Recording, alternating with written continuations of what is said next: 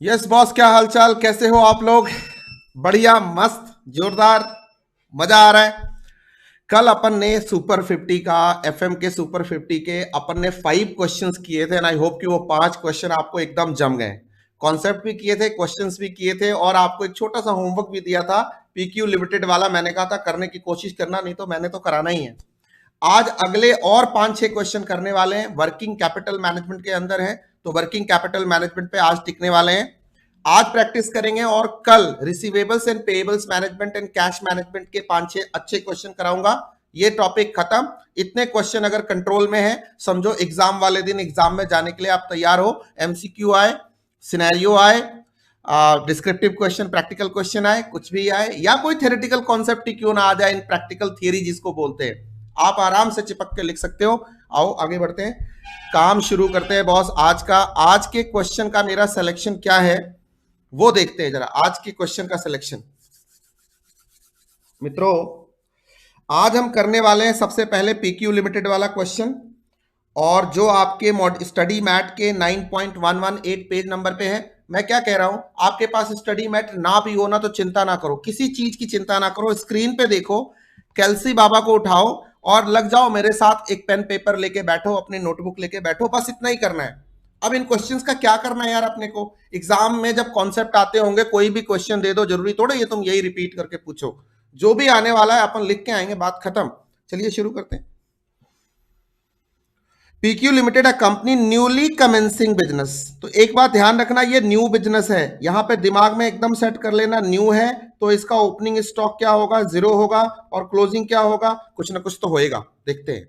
और अगर यही रनिंग कंपनी होती तो दोनों इक्वल होते, 0 नहीं होते, दोनों का इंपैक्ट 0 होता, इक्वल होते, ऐसा अजम्पशन है। ठीक है, ये बात क्लियर है। इन 21-22 has the following projected profit and loss account है। इसमें बहुत सारी चीजें हमारे काम की होंगी और बहुत सारी चीजें काम की नहीं होंगी। सेल्स ठीक है, कॉस्ट ऑफ गुड सोल्ड अभी देखते हैं हमारा आगे क्या निकलेगा, हो सकता है डेटा चेंज हो। ग्रॉस प्रॉफिट गिवन है, ठीक है। एडमिनिस्ट्रेटिव एक्सपेंसेस, यस ये मेरे काम का है, 14,000, ठीक है। सेलिंग एक्सपेंसेस ये मेरे काम का है, 13,000, यस ठीक है। उसके बाद प्रॉफिट बिफोर टैक्स, ठीक है। Provision for profit before tax, ठीक है। प्रोविजन फॉर टैक्सेशन, ये देखो बहुत इंपॉर्टेंट है, प्रोविजन है कितने का, 10,000 रुपए का प्रोविजन फॉर टैक्सेशन है। प्रॉफिट आफ्टर टैक्स डन है, प्रोविजन है, ध्यान रखना है, यस। तो ये इंपॉर्टेंट है, ये मार्क करके रखना है। प्रॉफिट आफ्टर टैक्स, ठीक है। The cost of good sold have been arrived at as under, जो इंपॉर्टेंट बात है अपने को वो दे रहा है।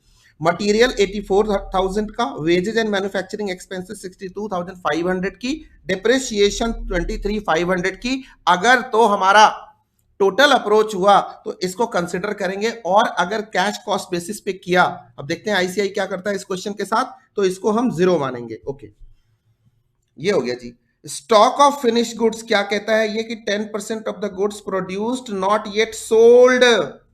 मतलब सर 10% किसका, जो टू बी सोल्ड है, not yet sold, to be sold है, उसके ऊपर 10%। अपना डेटा क्या कहता है, 10%। ये स्टेटमेंट तो देखो, वैसे भी ऑपरेटिंग एक्टिविटी का स्टेटमेंट अपने को बनाना है, हम वहां पे डिसाइड करेंगे, क्योंकि अप्रोच न जाने क्या हो आगे। यहां तो डेप्रिसिएशन भी है मित्रों, यस, बहुत अच्छी बात है।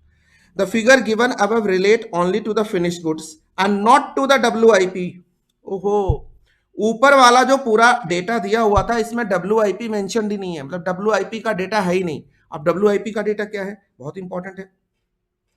Goods equal to 15% of the year production in terms of physical units, 15% will be in the process on the average requiring full material but 40% of the other expenses. मतलब 100% raw material plus conversion cost 40%। Normally हम assume क्या करते हैं, 150, यहां पे given है 140, हमें क्या करना, 140।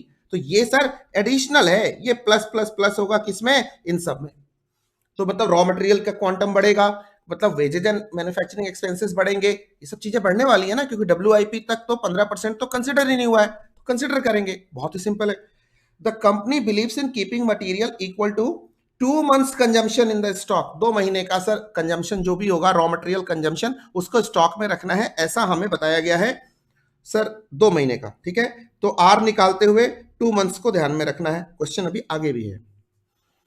All expenses will be paid 1 month in advance, मतलब प्री पेड होगा, all expenses will be in the pre paid category, तो एक ये भी इंपॉर्टेंट है। दूसरा, supplier of the material will extend 1.5 months credit, तो सप्लायर का एक्सटेंशन कितना होगा, 1.5 मंथ का वो क्रेडिट देगा सप्लायर, क्रेडिटर निकालते हुए अपने को ध्यान रखना है।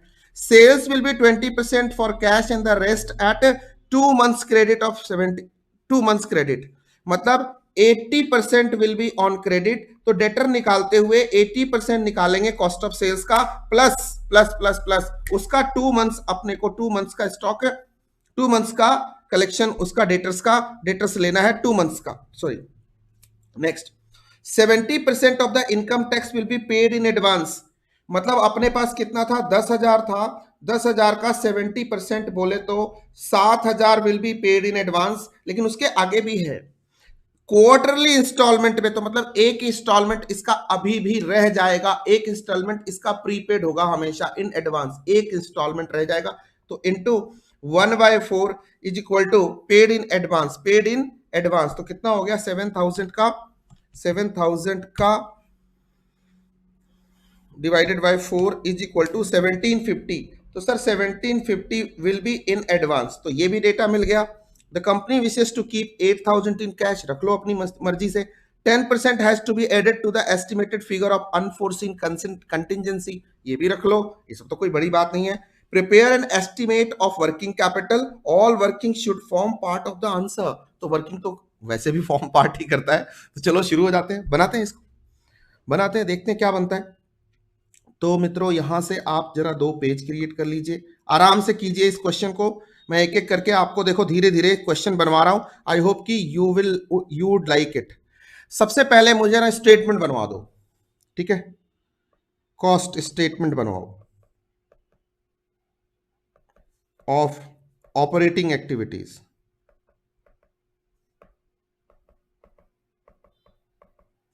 ठीक है। तो सर पहला तो raw material,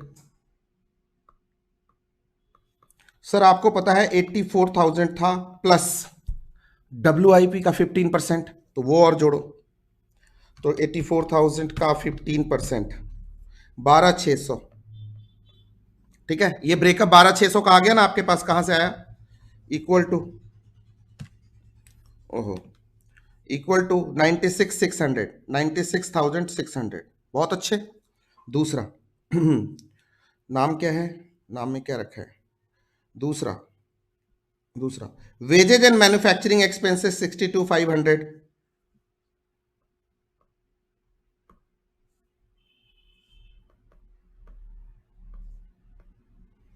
62,500 plus 15%,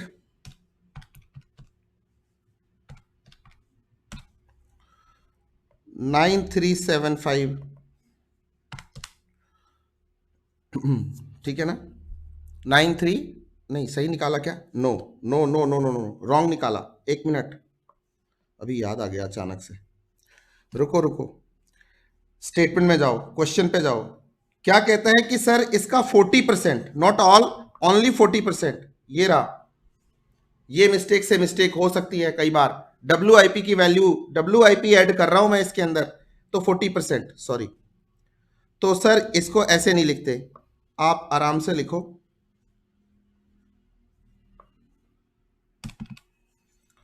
62,500 into 0.15 into 0.4, अब सही हो गया, ठीक है, इतना इसको ऐड करना है इसके ऊपर, और ये हो गया हमारा, अब करो 62,500 इंटू 15%, ठीक है जी, 9,375 का 40%, 3,750, तो 62,500 प्लस 3,750, 66,250, ये हो गया। अब ध्यान से देखना, ये क्वेश्चन में कुछ भी नहीं लिखा हुआ था, कुछ भी नहीं लिखा हुआ था कि टोटल अप्रोच से लेना है या कैश कॉस्ट बेसिस पे लेना है। मैंने आपको क्या बोला था, कुछ भी ऐसा लिखा नहीं है, कहीं मुझे दिखा तो नहीं, मतलब मुझे तो नहीं दिखा, अगर आपको दिखा हो तो बता दो। तो सर ऐसा है कि मैंने आपको अजम्पशन में बताया था कि लेटेस्ट जो ICI का मैट है और वैसे भी फाइनेंस के अंदर नॉर्मली भी हम इसको कैश कॉस्ट बेसिस पे ही लेते हैं, क्योंकि फाइनेंस उसी को अप्रूव करता है। ठीक है, टोटल अप्रोच लिखा होता तो ले लेते हैं, अब यह नहीं लिखा है तो ले लेंगे। अगर इंस्टीट्यूट ने कहीं अज्यूम किया हो और ना भी करके वो टोटल अप्रोच पे ले रहा हो तो वैसा कोई क्वेश्चन आएगा तो मैं बताऊंगा, कुछ नहीं लिखा तो कैश कॉस्ट बेसिस पे लेना है, अपन ले रहे। ठीक है, यस। तो चलिए, तो अभी कैश कॉस्ट बेसिस पे लेंगे तो अभी 2-3 बातें और दिमाग में आएंगी। सर अभी ऐसा करते हुए WIP की जो क्लोजिंग स्टॉक है, न्यू कंपनी है, ध्यान से सुनना, न्यू कंपनी है, तो अगर न्यू कंपनी है तो प्लस ओपनिंग WIP स्टॉक, जैसा मैंने आपको बताया था वो तो नील होगा, अज्यूम्ड है, तो लिखने की भी जरूरत नहीं थी, लेकिन मैं जानबूझ के लिख रहा हूं। ठीक है, और माइनस क्लोजिंग WIP स्टॉक। अब ये कितना है, अभी तो कैलकुलेट ही नहीं किया ना आपने, वो इनमें जोड़ दिया था आपने, लेकिन वो तो करना पड़ेगा क्लोजिंग WIP स्टॉक, तो करो। यहां पे एक वर्किंग लो और WIP स्टॉक निकालो। आपको उसने बोला हुआ है इसके अंदर रॉ मटेरियल कितना होगा, 15% ऑफ 80, शायद 84,000 का 100%, यस और नो, यही था ना। और दूसरा expenses, wages and manufacturing expenses,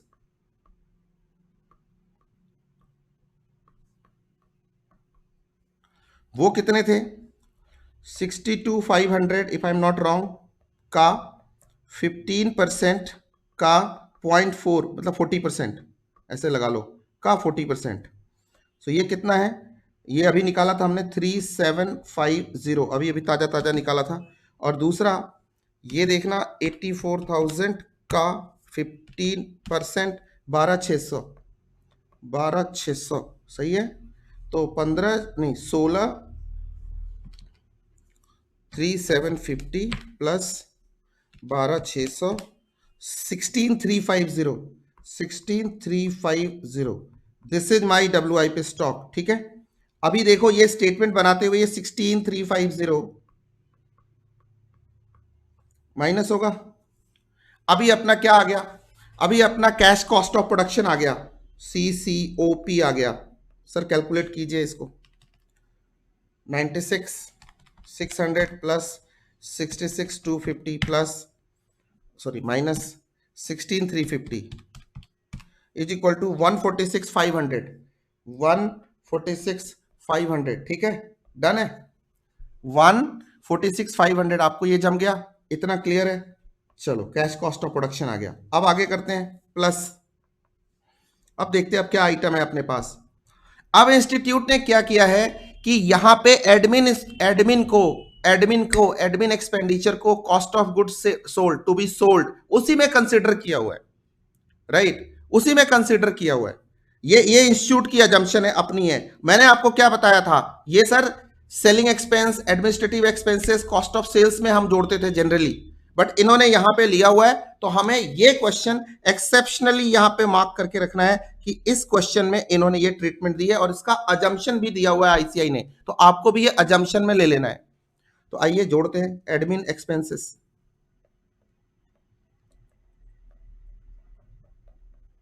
administrative expenses कितना है 14,000,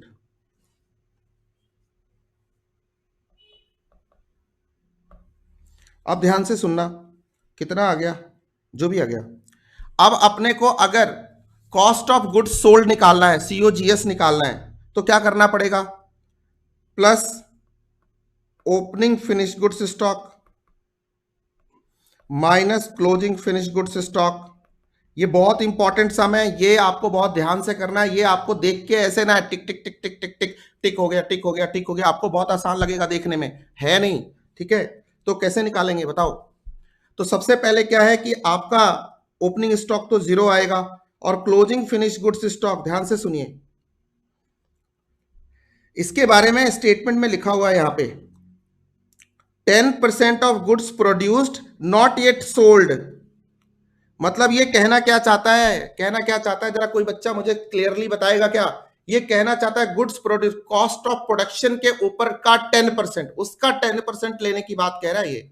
ठीक है, तो चलो, नॉट येट सोल्ड, हाँ मैंने कहा बेचा है, तो मैंने बेचा नहीं ना, एडमिनिस्ट्रेटिव एक्सपेंसेस तो उसके बाद लगाए। इसका मतलब इट वांट्स टू से कि इसका 10%, तो finish goods stock is equal to, यहां लिख देता हूं 1,46,500 का 10%, तो यहां दीजिए आप 14,650, और सर इसको कीजिए तो ये निकल गया कॉस्ट ऑफ गुड्स सोल्ड, तो कितना निकलेगा, तो सर आप कीजिए 146,500 plus 14,000 minus 14,650 is equal to 145,850, 145,850 done है। अब 145,850 आ गया, प्लस सेलिंग एक्सपेंसेस कुछ तो दिया हुआ है, सेलिंग एक्सपेंसेस दिया हुआ है शायद 13,000, एक बार चेक कर लेना जो भी है। सेलिंग एक्सपेंसेस 13,000 गिवन है, 13,000 गिवन है, और कोई खर्चा पानी कुछ नहीं। चलो बहुत बढ़िया, तो इसको जरा ऐड कर लीजिए, कितना हो गया 850 और 3 और 5 8,415, ठीक है, और 1,58,850, 1,58,850। अब ध्यान से सुनो, इतनी बातें तो ये स्टेटमेंट बन के आ गया, इसमें आपको WIP स्टॉक पता चल गया, रॉ मटेरियल पता चल गया, दोनों की वर्किंग हो गई, फिनिश गुड स्टॉक पता चल गया, तीनों की वर्किंग हो गई। अब चौथी चीज डेटर निकालो, बताओ डेटर्स कितना निकलेगा, डेटर्स कितना निकलेगा।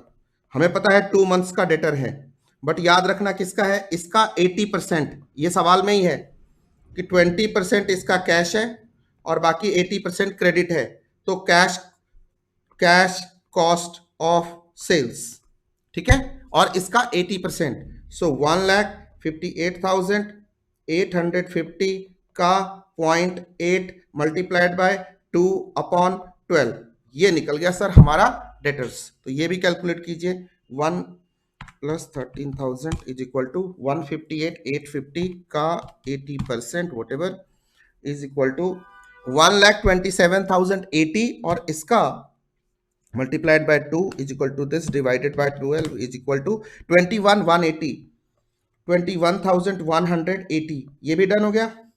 तो ये डेटर भी निकल गया, ये सारी चीजें आपकी निकल के आ गई, सारा एक तरह से वर्किंग आपके आंखों के सामने आ चुका है, ये सारी वर्किंग आपकी आ चुकी है। प्रोविजन फॉर टैक्स का कैलकुलेशन मैंने आपको बता ही दिया है, दो काम करना है, ध्यान से देना। ये जो 10,000 था, 10,000 का जो 30% है, ये ट्रीटमेंट बहुत इंपॉर्टेंट है, ये प्रोविजन फॉर टैक्स में जाएगा, ठीक है, ये करंट लायबिलिटी साइड में जाएगा। दूसरी तरफ इसका 70% और उसका 1/4 मतलब 1,750, ये आपका एडवांस टैक्स पेमेंट में जाएगा। बस 2 ट्रीटमेंट है, ये भी डन हो गया, ठीक है, ये भी डन हो गया, तो ये ट्रीटमेंट भी डन हो गई, सारी कैलकुलेशन हो गई है। अब क्या कैलकुलेशन बची है, अब क्रेडिटर्स की कैलकुलेशन बची है। क्रेडिटर्स की कैलकुलेशन कैसे होगी बताइए फटाफट, WIP की कैलकुलेशन आप कर चुके हो, क्रेडिटर्स की कैलकुलेशन बताओ। रॉ मटेरियल कितना परचेज किया है, रॉ मटेरियल परचेज बताओ क्रेडिटर्स, तो raw material consumed plus closing stock minus opening stock, यही होगा। रॉ मटेरियल कंज्यूम है 96,600 plus closing stock of raw material था, ऊपर निकाला था हमने 1,600 समथिंग, 1,600 नहीं निकाला था क्या, 16,000 समथिंग। चलो अभी निकाल लेते हैं, रॉ मटेरियल स्टॉक निकाल लेते हैं। रॉ मटेरियल स्टॉक गिवन है साहब, क्वेश्चन के अंदर गिवन है, निकाल लेते हैं। रॉ मटेरियल स्टॉक कितने कितने दिनों का है, रॉ मटेरियल स्टॉक, हाँ 2 मंथ्स का स्टॉक है, 2 मंथ्स का, तो ये तो बहुत ही आसान है, बहुत ही आसान है, ये भी निकाल लो। रॉ मटेरियल स्टॉक 96,600 इंटू 2/12, तो 96,600 divided by 6 is equal to 16,100, ठीक है, 16,100 माइनस ओपनिंग स्टॉक, तो क्या है ये 0 ही है, तो ये निकाल लो। ये रॉ मटेरियल कंजम्पशन हो गया अपना, प्लस 96,600 इज इक्वल टू 1,12,700, और इसका कितना क्रेडिटर कितना है, सवाल में चलते हैं, मैं थोड़ी बता सकता हूं। 1.5 1.5 1.5 month, sorry not 5, 1.5 month, So 1.5 month. So 1.1.5 divided by 12 कर लो भाई, into 1.5 is equal to this divided by 12 is equal to 14,088, 14,087.5 है, तो 14,088 दिस इज योर क्रेडिटर्स। अब तो बचा ही क्या, अब तो सारा स्टेटमेंट मैंने बना दिया, अब तो जस्ट क्रॉस चेक करना है, ठीक है। अब इसके सॉल्यूशन को कंपाइल कर देना है, बाकी मेरा हो चुका है, मेरे को नहीं लगता कोई और चीज बची है यहाँ पे, ठीक है। डन है, कंक्लूड कर दें। प्रीपेड टैक्स भी हो गया, सारे हो गए। तो इस पूरे चैप्टर के अंदर जो मेजर चीज थी वो क्या निकालनी थी, सबसे पहले ध्यान से सुनिए सारे बच्चे, ये सारे क्वेश्चन में ये कॉमन रहने वाला है, इस टाइप का वर्किंग सब जगह लगभग आपको जो एग्जाम में क्वेश्चन आएगा उसमें इस टाइप की वर्किंग जरूर होगी। ये कॉम्प्रिहेंसिव कराया है इस क्वेश्चन को। WIP स्टॉक निकालना आपको बहुत अच्छे से आना चाहिए। ये टैक्स की ट्रीटमेंट दूसरी बहुत इंपॉर्टेंट है। क्रेडिटर्स कैलकुलेट करना आपको आना चाहिए।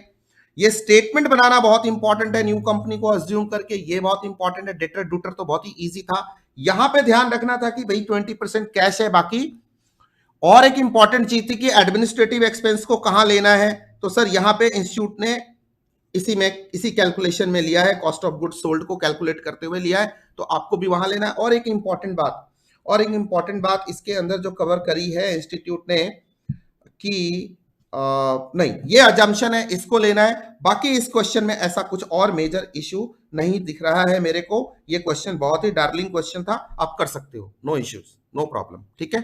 डन है, लॉक किया जाए। इसका सॉल्यूशन एक बार क्रॉस चेक करेंगे, फिर आगे जाएंगे, बहुत जरूरी है।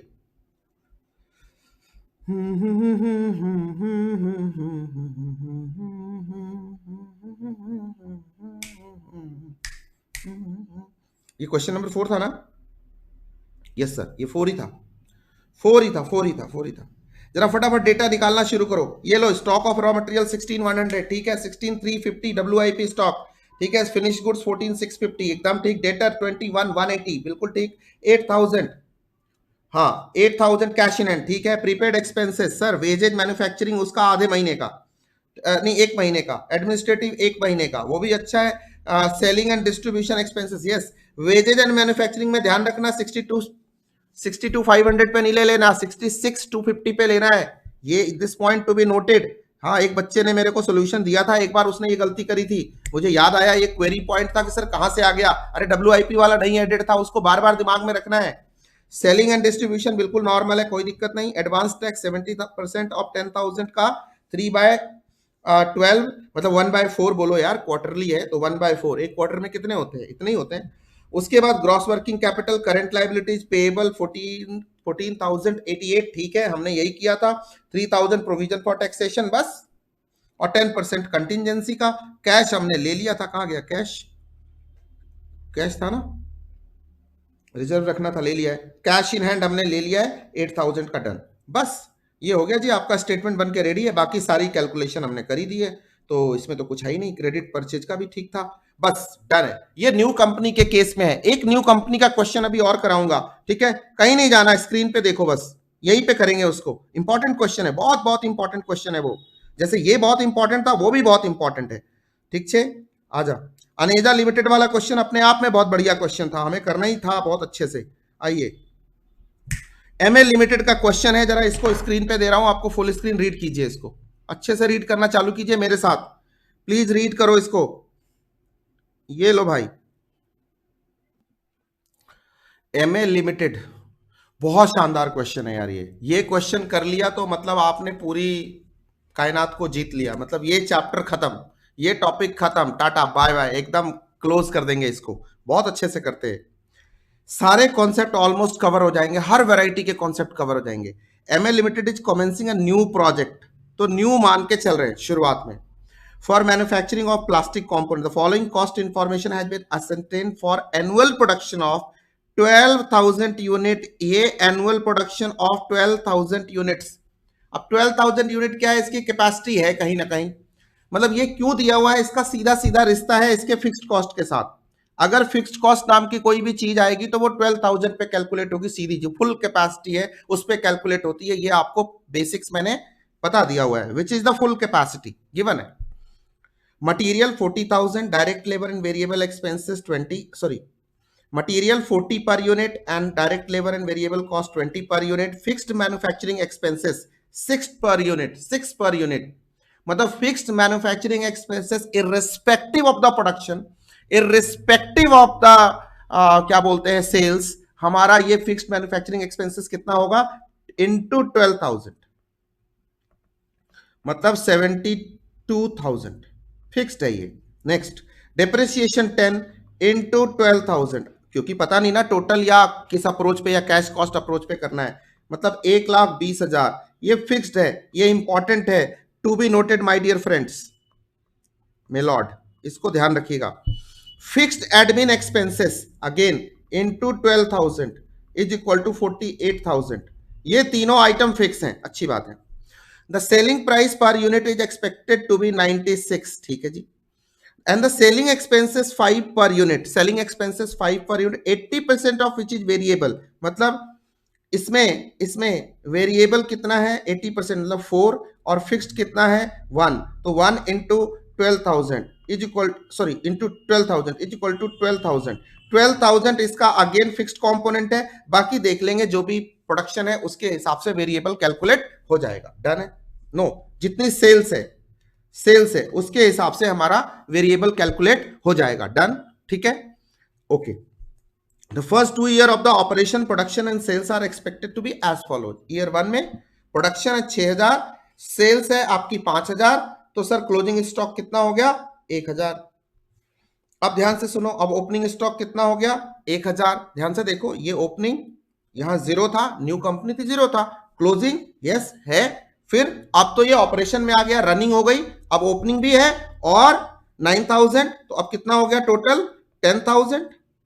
अब ध्यान से देखिएगा कितना हमने बेचा 8,500, क्लोजिंग कितनी हो गई 1,500, this is one working, this is again very very hot working, ध्यान रखनी है आपको, आपको काम आएगी आगे जब सवाल सॉल्व करेंगे।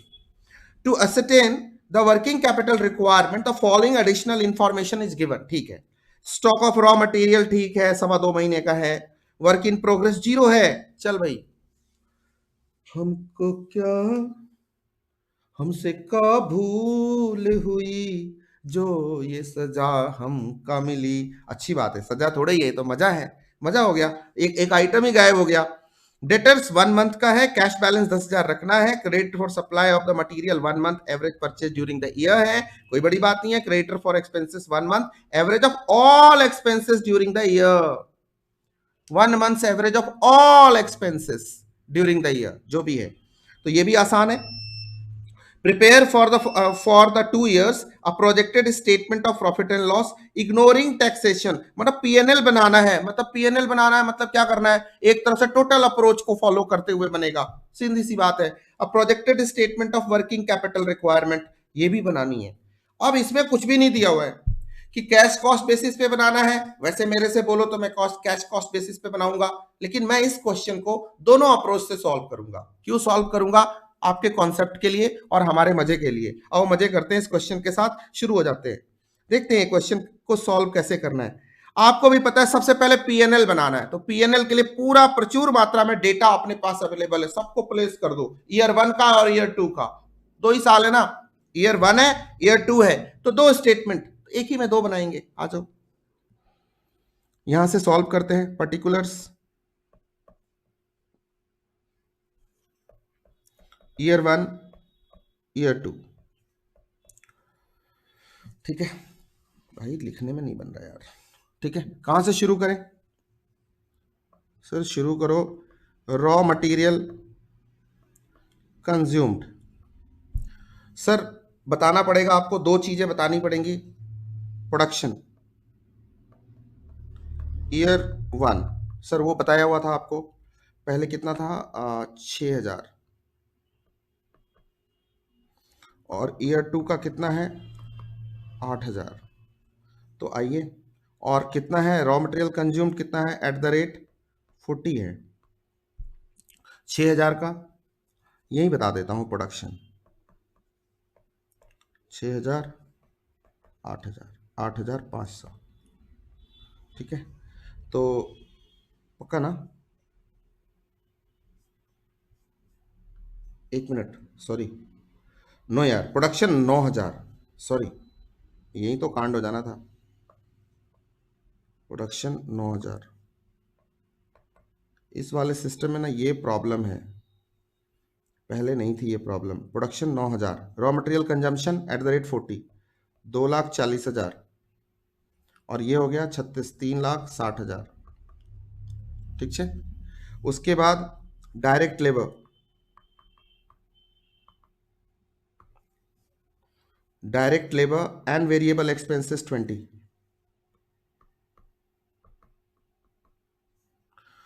एट द रेट 20, खुल के लिखो तो 1,20,000, और यहां हो जाएगा 9 minute 1,80,000, 1,80,000 done. Okay, then what else, then fixed manufacturing expenses at the rate 6,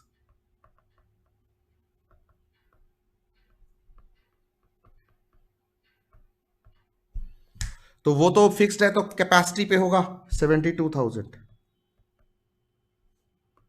यहां भी होगा 72,000, ये भी डन। अब सर और भी है, प्रॉफिट एंड लॉस बना रहा हूं, डेप्रिसिएशन भी लूंगा एट द रेट 10, और फिक्स्ड एडमिन एक्सपेंसेस। यहां पे आईसीआई ने क्या किया है, यहां पे लोचा है, आईसीएआई ने इसको कॉस्ट ऑफ प्रोडक्शन में ऐड किया हुआ है। यही वो दो क्वेश्चन थे जो मैंने कहा था, जो आईसीआई के क्वेश्चन में पूरे लॉट में ये एक्सेप्शनल क्वेश्चन है, हमें ये ध्यान रखना पड़ेगा। एक क्वेश्चन पिछला वाला भी था, तो वो तो फिर भी जस्टिफाइड था, टोटली जस्टिफाइड नहीं था मेरे हिसाब से, तो नहीं होना चाहिए, ये एकदम नहीं होना चाहिए। लेकिन अब आईसीआई ने अजम्पशन ली हुई है और अज्यूम करके लिखा भी हुआ है, तो मैं कुछ ज्यादा कर नहीं सकता हूं। ठीक है, तो क्योंकि मैं आईसीआई से अगर मैच नहीं करूंगा फिर आपको दिक्कत हो जाएगी, क्योंकि आईसीआई के मैट का क्वेश्चन है और नए मैट का भी क्वेश्चन है, दोनों में सेम है, जो एग्जिस्टिंग है और जो न्यू है दोनों में सेम है। तो अभी डेप्रिसिएशन 10, तो ये हो जाएगा सर 1,20,000 और 1,20,000। एडमिन एक्सपेंसेस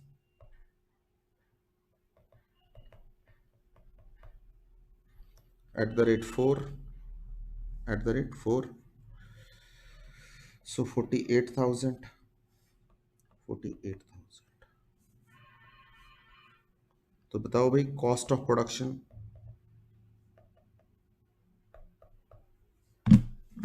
240, 1,20,000, 72 एंड 7,411, 8,210, 240, 2,40,000, तो 6 लाख हो गया। ठीक है, और ये कितना हो गया, 360, 180 और 180, तो 36, 72, 720। ठीक है, 7,20,000, 7,20,000।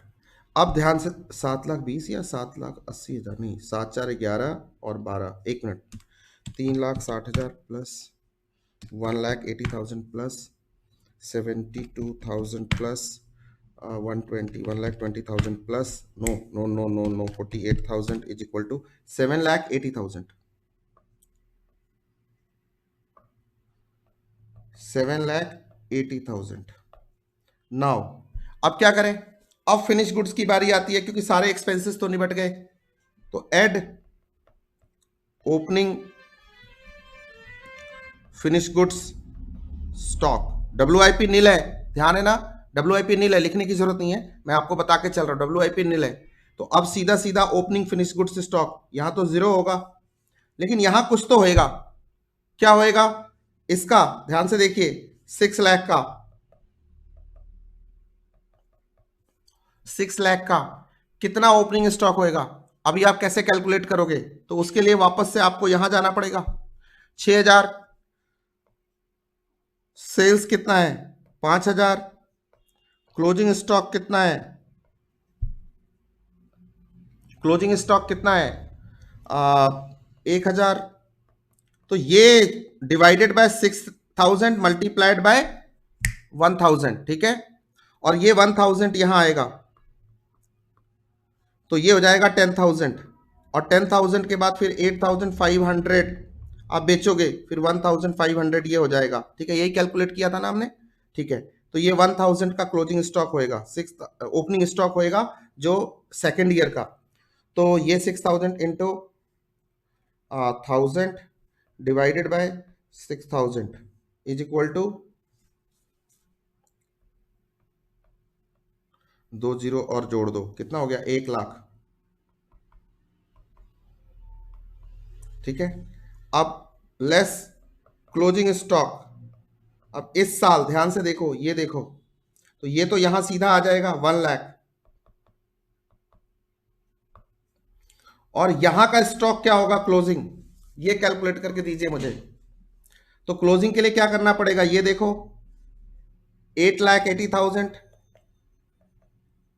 डिवाइडेड बाय 10,000 का है, मल्टीप्लाइड बाय 1,500, सो ये आएगा कितना कितना कितना कितना करना पड़ेगा ना, 8,80,000 divided by 10,000 into 1,500 is equal to 1,32,000। Is it clear to you?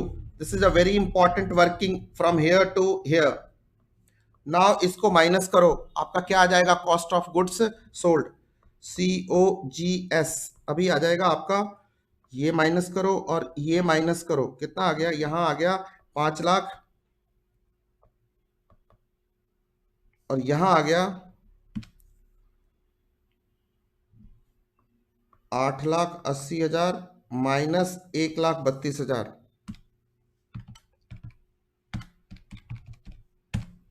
7,48,000। एक मिनट, बाकी सब डेटा ठीक लिया है ना?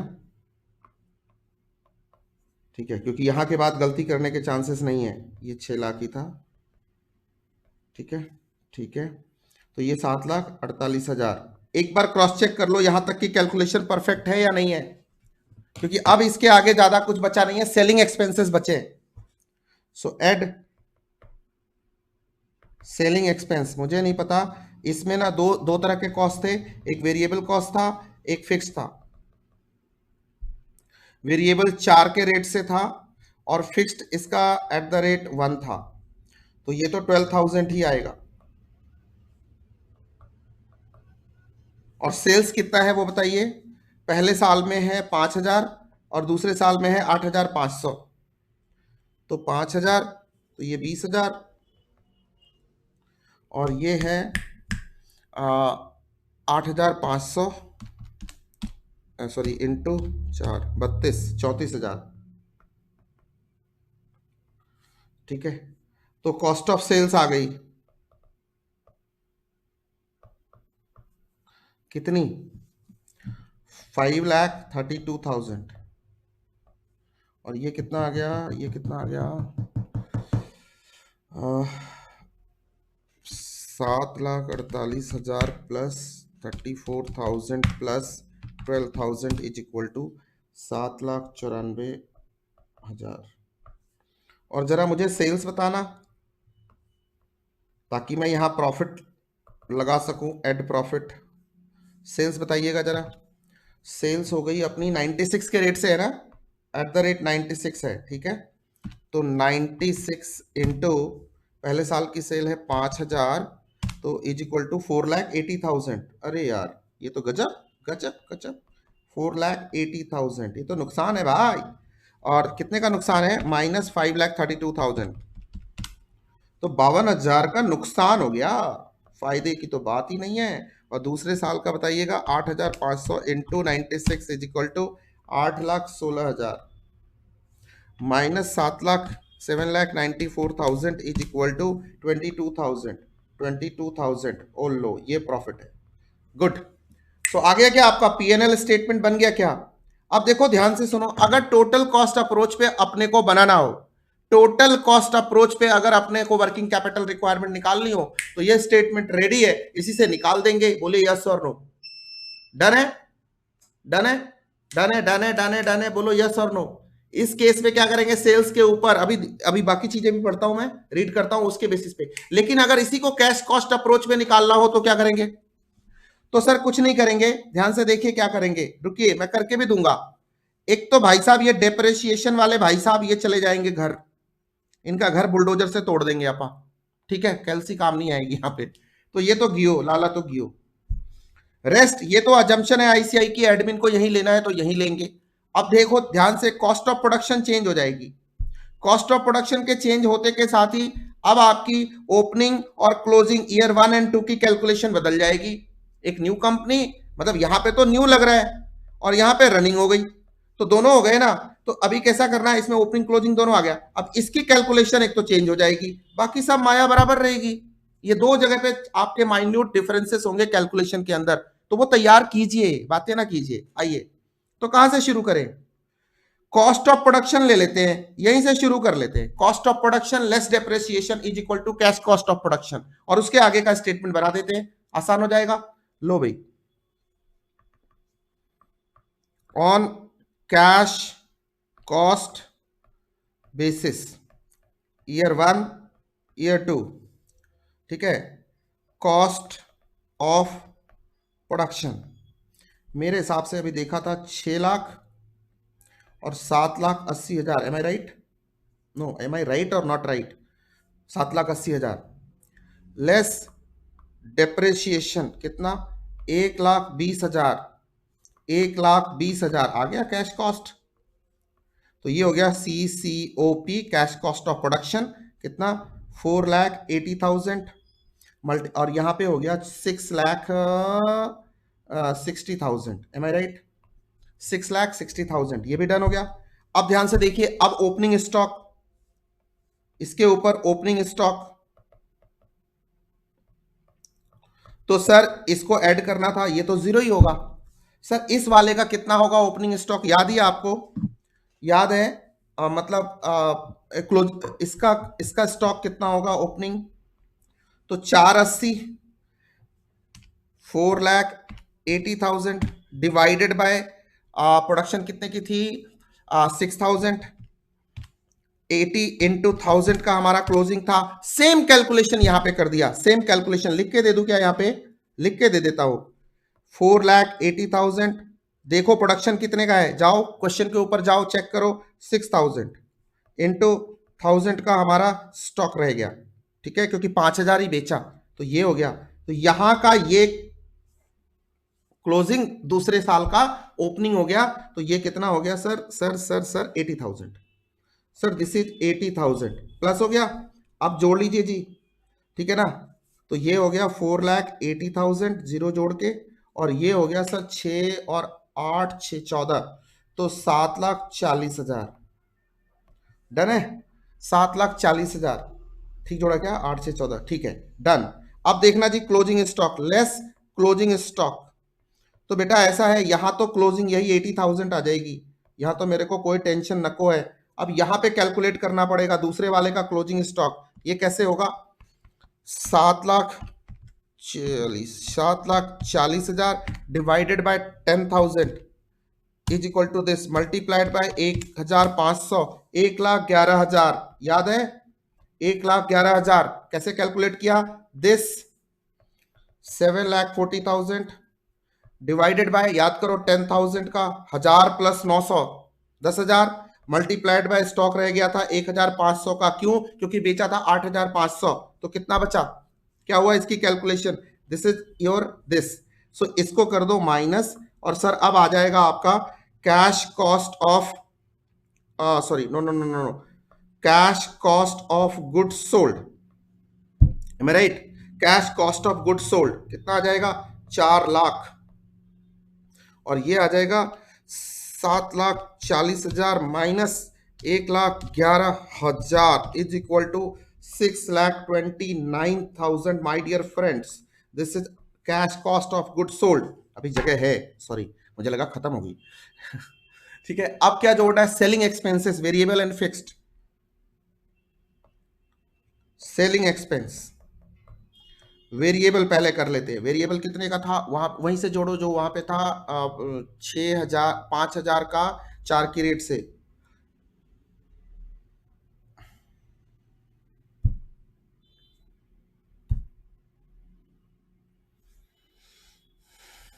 बत्तीस नहीं, 20,000, 20,000। और मुझे क्वेश्चन पे जाना पड़ेगा यार, सॉरी सॉरी सॉरी भूल गया। 34,000 और 12,000 टोटल ले ले क्या? 32 एंड 314 46 टोटल ले लेते हैं, थोड़ा शॉर्ट हो जाएगा ना, जगह कम है मेरे पास, या फिक्स्ड भी कर ही लो यार, चलो 12,000 और इधर हो गया 34 12,000। अब कैश कॉस्ट ऑफ सेल्स जिसपे आप डेटर कैलकुलेट करने वाले हो, अब आपको मिल गया, ठीक है, तो 4,32,000 और इधर हो गया 6,29,000 plus 34,000 plus 12,000 is equal to 6,75,000। Wow, चलो बेटा दोनों तरीके से स्टेटमेंट रेडी है। अब क्या बचा, अब इस सवाल में कुछ नहीं बचा, इस सवाल का सारा लोचा ना फिर यहीं पे था, डिप्रेशिएशन को हटा के और ये स्टॉक को कैलकुलेट करके और आगे जाना था। बाकी तो अब माया है, अब तो दोनों का अपना स्टेटमेंट बना दो, वर्किंग कैपिटल रिक्वायरमेंट, कुछ भी नहीं है इसके बाद। अब आपको जो भी कैलकुलेट करना हो कैलकुलेट कर सकते हैं। Now you are free, now you are free. आपको दोनों अप्रोच के हिसाब से आप फिनिश गुड्स की स्टॉक मिल चुकी है, WIP जीरो है, रॉ मटेरियल कंजम्पशन मिल चुका है, तो रॉ मटेरियल स्टॉक आप बहुत आराम से निकाल सकते हो, जो सेम ही होगा दोनों अप्रोच में। रॉ मटेरियल का जैसे मान लो निकालना है 2,40,000 और 3,60,000 है, तो अब 2 महीने का या 3 महीने का जितने का भी हो, व्हाटसोएवर, तो अब तो मैटर नहीं करता। अपन किसमें थे, MA लिमिटेड में थे, इसमें रॉ मटेरियल कितने दिनों का है, raw material stock of raw material 2.25, very good, निकाल लो भाई। 240, ये रहा 240 का 2.25, 2,40,000 into 2.25 divided by 12 is equal to 45,000। ये लो 45,000 ईयर 1 का, और ईयर 2 का भी बता दो, 3,60,000 divided by 12 into 2.25 is equal to 6,67,500, 67,500। This is so easy, damn easy now. तो रॉ मटेरियल स्टॉक भी निकल गया, फिनिश गुड्स WIP निकल चुका है। डेटर निकालना है, दो अप्रोच है यहाँ पे डेटर निकालने के। पहला अप्रोच क्या कहता है कि सेल्स का निकालो, दूसरा अप्रोच क्या कहता है कि सर अपन क्या करेंगे कैश। दो अप्रोच है, या तो कॉस्ट ऑफ सेल्स का निकालो और इंक्लूडिंग प्रॉफिट है तो सेल्स का निकालो, इट डिपेंड्स कि सवाल में क्या लिखा है। और अगर कुछ भी नहीं लिखा है तो कैश कॉस्ट ऑफ सेल्स का निकालो, तो डेटर कहां से निकलेगा, 432 पे और 675 पे निकलेगा दोनों का। Yes or no, yes sir, ये तो फंडामेंटल है। कहां गया डेटर, आ जाओ मित्रों, डेटर की कैलकुलेशन कहां गई, इधर है। डेटर कहता है 1 महीने का है, तो अरे ले भाई क्या बात है, 432, 4,32,000 divided by 12 is equal to 36,000, very good, और 6,75,000 divided by 12 is equal to 56,250, done. अब कोई दिक्कत नहीं है, रॉ मटेरियल कंजम्पशन निकालनी हो, क्लोजिंग स्टॉक ओपनिंग क्लोजिंग करके आप उसको फिर निकालोगे, वही फॉर्मूले, अब कोई दिक्कत नहीं है। ये पूरा सवाल सर डिकोड हो चुका है, इस सवाल में कुछ भी नहीं है। जरा इसके आंसर को देखते हैं क्या क्या कहना चाहता है ये। इस कविता से कवि का तात्पर्य यह है कि, तात्पर्य जो भी हो भाई हमने तो कर दिया, आओ जरा देखते हैं। कॉस्ट ऑफ प्रोडक्शन ये सब निकाला क्या आपने, देखते चलो, जरा मैच करो सिलेबस, अपने सॉल्यूशन को मैच करो। ठीक है, क्या फुल कैपेसिटी पे लिया था, क्या लिया था सर, ये सब किया था क्या, 1 लाख का फिनिश गुड्स का ओपनिंग स्टॉक आया था क्या सेकेंड ईयर का, यहाँ ओपनिंग ये रहा, क्लोजिंग 132 आया था क्या, बहुत बढ़िया। यहाँ फिनिश गुड्स स्टॉक आपके रॉ मटेरियल रिक्वायरमेंट में अलग हो जाएगी। कॉस्ट ऑफ गुड्स सोल्ड आपका ठीक आया क्या, देन सेलिंग एक्सपेंसेस को बाइफरकेट किया, कॉस्ट ऑफ सेल्स, प्रॉफिट जोड़ा, सेल्स आपको पता है, ओके। उसके बाद कैलकुलेशन ऑफ क्रेडिटर्स, लो भाई क्रेडिटर्स का तो क्या, ये raw material consumption add opening add closing less opening is equal to purchase आ गया इस अप्रोच से, ये डन है। उसके बाद sir average purchase per month 1 महीने का था तो निकाल दिया अपन ने, ठीक है, 23,750, और दोनों अप्रोच में ये सेम रहेगा, इसमें तो कोई बदलने वाला नहीं है क्योंकि रॉ मटेरियल कंजम्पशन दोनों में सेम है, तो ये डेटा दोनों अप्रोच में सेम रहने वाले हैं। Creditor for expenses of course ये भी सेम रहने वाले 1 महीने का है, जितने भी एक्सपेंस थे सबका 1 महीने का निकाल दो, खत्म कहानी।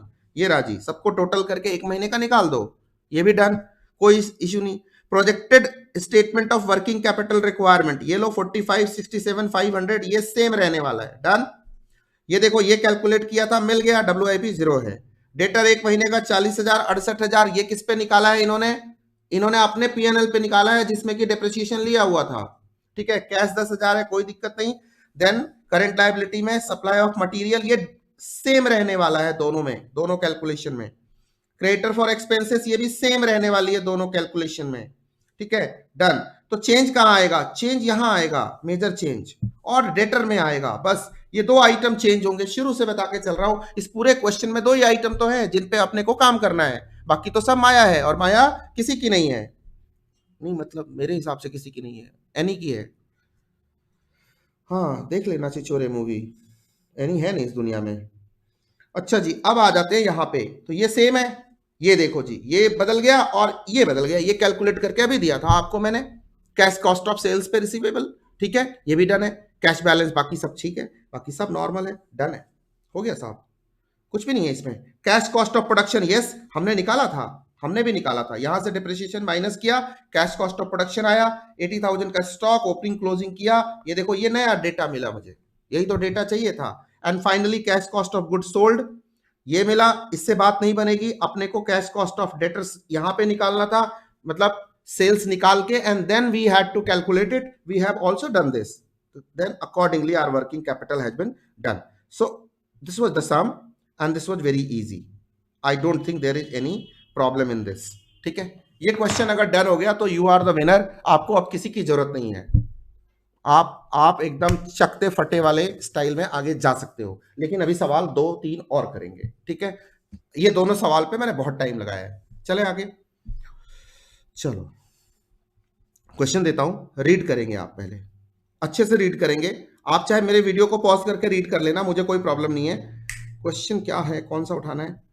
ट्रक्स लिमिटेड, अल्लाह भाई ट्रक्स लिमिटेड, ये लो भाई आपका क्वेश्चन, ये रहा आपके स्क्रीन के ऊपर मित्रों, यहां से लेके यहां तक का क्वेश्चन है। लीजिए इसकी रीडिंग जरा परफेक्ट करो, क्योंकि यहां से आगे हमें रास्ता मिलने वाला है। ये बहुत बढ़िया क्वेश्चन है, बहुत इजी, बहुत बढ़िया, बहुत ही इजी सवाल है, एक्सेप्ट 2 प्रोविजन के, ठीक है। इस पूरे क्वेश्चन को पॉज करके रीड कर सकते थे, इसलिए मैंने थोड़ा सा आपको 1 सेकंड का पॉज दिया था।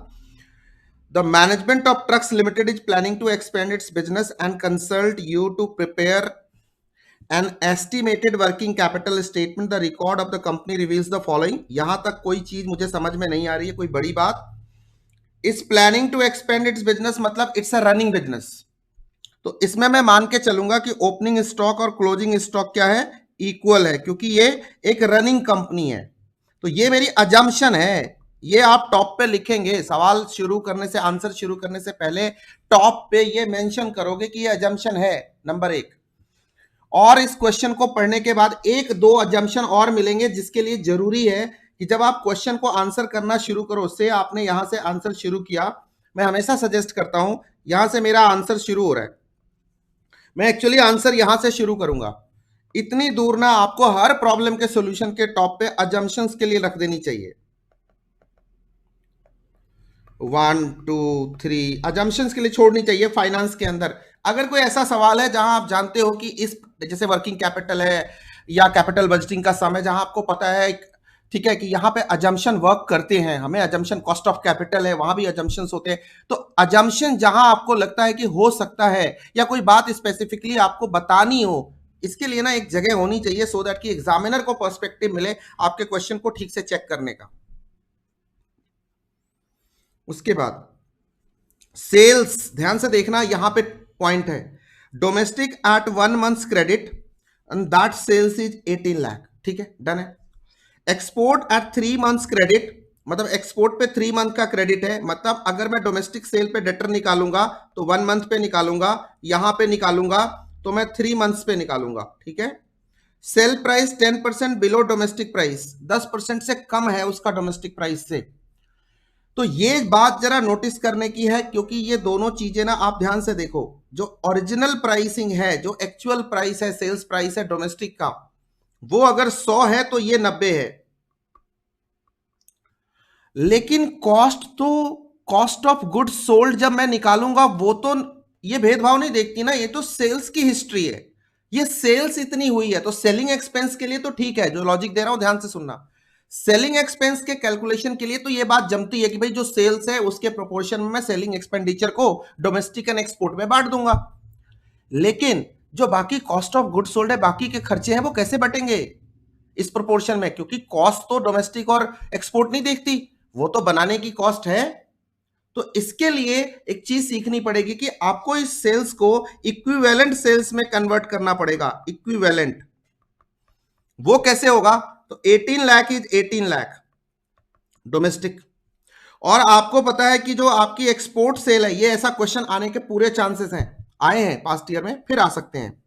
एक्सपोर्ट सेल आपकी 8.1 लाख है जो 90% पे है, तो 0.9 से अगर डिवाइड करोगे तो 9 9 जा 81 मींस 9 लाख की आपकी इक्विवेलेंट सेल आएगी। तो अगर मैं सेल्स को इक्विवेलेंट देखूं तो 27 लाख का सेल है। और अगर इन दोनों का रेशियो प्रोपोर्शन देख लूं तो 2:1 का रेशियो बनता है। 9 2 जा 18, 9 2:1 का रेशियो बनता है। एक जस्ट लेमैन लॉजिक लगा रहा हूं, इक्विवेलेंस ऑफ द सेल्स करना पड़ेगा, नहीं तो कॉस्ट ऑफ गुड सोल्ड को मैं कैसे डिवाइड करूंगा। Okay, material use supplier extend 2 month credit that is 6,75,000 done. ठीक है जी, ये एक आइटम मिल गया। दूसरा item lag in payment of wages half month. अब यहां पे देखो पॉइंट क्या दिया हुआ है, 5,40,000। अब यहां पे देखो क्वेश्चन का जो पूरा स्ट्रक्चरिंग है, बेसिकली ये वेजेज का डेटा है, ये वेजेज का डेटा है, लेकिन यहां पे लिखा क्या है, lag in payment of wages half month. अब कोई भी देख के कंफ्यूज हो जाए तो क्वेश्चन की फ्रेमिंग गलत है। आईसीआईसी ऑब्जेक्शनेबल फ्रेमिंग है कि बच्चा ये मान लेगा कि आधे मंथ का जो डेटा है ना, हाफ मंथ का इतना है तो 12 मंथ का कितना होगा वो कैलकुलेट करके निकाल ले, तो कांड हो जाएगा। अब ये गेस वर्क है यहाँ पे, लेकिन क्या है, इस टाइप का गेस वर्क आईसीआई को देना नहीं चाहिए। ये बड़ा ही गंदा सवाल है, मतलब गंदा नहीं, बहुत ही अच्छा सवाल है, लेकिन ये बड़ा ही गंदा लॉजिक है कि मैंने lag of payment of wages half month लिख दिया तो बच्चा समझ ले कि ये वेजेज का डेटा है। नहीं समझ सकते हम, ये एरर है। Lag in payment of manufacturing expenses cash cost की बात कर रहे हैं हम। इससे पता चलता है कैश कॉस्ट ऑफ सेल्स निकालनी है, cash cost of goods sold निकालनी है। बात क्लियर है? Are you getting my point? तो 7,65,000 ठीक है। Lag in payment of administrative expenses 1 month का 1,80,000। भाई यहां तक अगर आप ऐड कर दो, क्योंकि अब ध्यान से सुनना, यहां भी एक एजम्पशन है जो आईसीआई ने लिया है। एडमिनिस्ट्रेटिव एक्सपेंसेस को उसने कॉस्ट ऑफ गुड सोल्ड का हिस्सा माना है, कैश कॉस्ट ऑफ प्रोडक्शन और गुड सोल्ड का हिस्सा माना है एडमिनिस्ट्रेटिव एक्सपेंसेस को। तो अभी आपका ये अजम्पशन, इसीलिए मैंने कहा कि यहां पे लिखिए कि भाई रनिंग कंपनी है तो ओपनिंग क्लोजिंग इक्वल होगा। लिखिए admin cost has been taken into account of the while calculating the cost of the production and good sold. तो ये चीजें आपको यहां पे लिखनी है, ठीक है। यस, तो यहां तक आप जरा कैलकुलेट करो तो आपको मिल जाएगा cash cost of goods sold कितना निकल के आता है, देखना यार।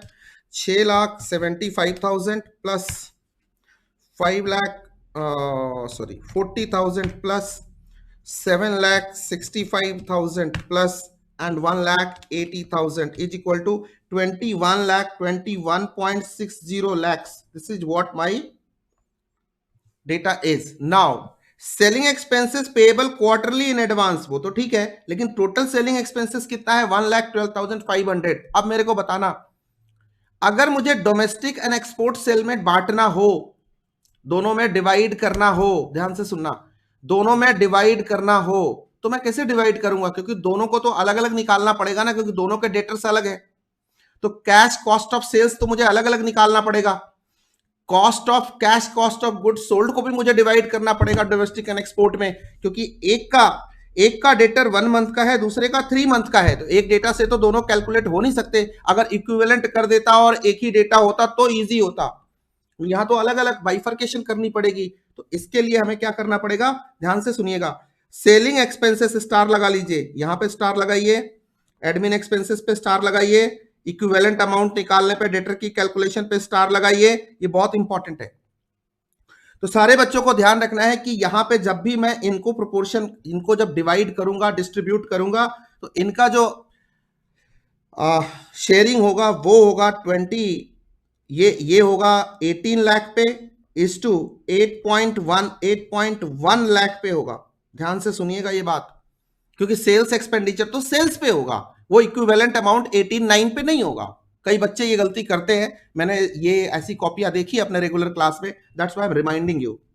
Of course income tax payable 4 installment में है, 1 fall in the next financial year. तो सर ऐसा है कि ये आउटस्टैंडिंग है, ठीक है। तो ये तो ठीक है, ये तो कोई दिक्कत नहीं है, ठीक है। लैग इन पेमेंट इतनी सारी 1 2 3 आउटस्टैंडिंग है, ये एडवांस है, ठीक है। Yes, which fall in the next financial income tax payable in 4 installment which falls in the next financial year, ठीक है, ये भी ठीक है, यहां तक निकालना आसान है। अब इसका जरा स्टेटमेंट देखो कैसे दिखेगा आपको। एक चीज अपने को पता चल गई, cash cost of goods sold. तो आपने देखा, डोमेस्टिक का देखा, एक्सपोर्ट का देखा।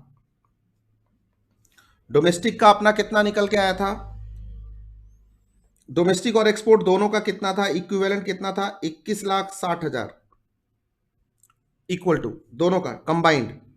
दोनों को अगर डिवाइड करेंगे तो डोमेस्टिक का कितना आएगा और एक्सपोर्ट का कितना आएगा।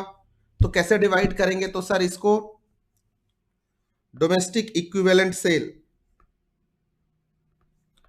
18 lakh and export equivalent sale 9 lakh.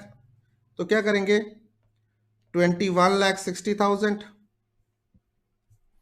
Divided by 27 lakhs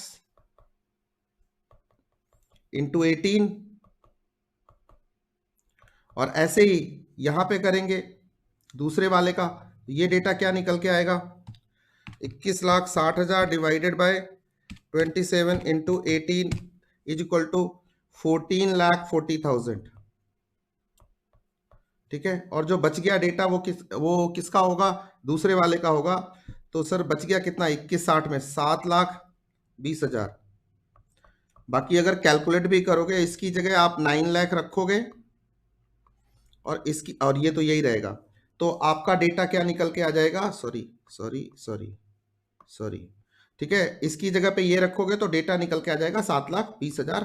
2:1 का रेशियो है। अब देखो ध्यान से, ऐड सेलिंग एक्सपेंसेस, ये किस रेशियो में बटेगा, 1,12,500, यही है ना, 1,12,500। ये देखना, इसका कैलकुलेट कर रहा हूं।